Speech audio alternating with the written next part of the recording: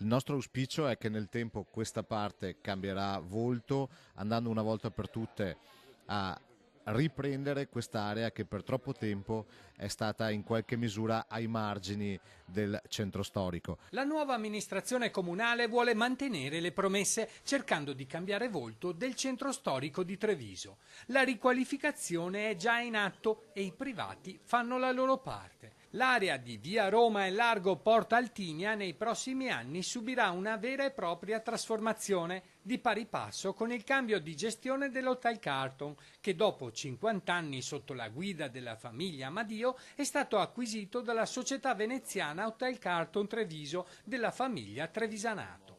Un pacchetto che comprende albergo, cinema e embassy, dove troverà posto un nuovo centro congressi, ristorante L'Incontro e la storica Porta Altinia.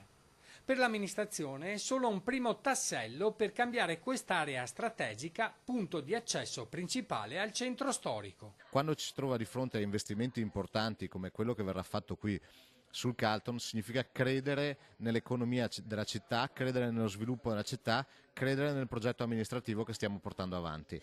Da parte nostra dovremo svolgere il nostro compito e quindi aiutare i nostri imprenditori, aiutare i privati a realizzare questo rilancio della città. Ricordo che vi sono altri privati e soggetti a partecipazione pubblica che intendono investire in quest'area.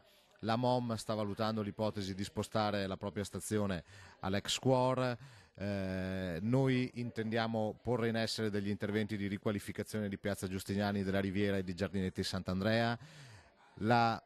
Il museo di Santa Margherita è in corso di ristrutturazione, quindi è un'area che nel corso del mandato troverà un nuovo impulso e nuova vitalità.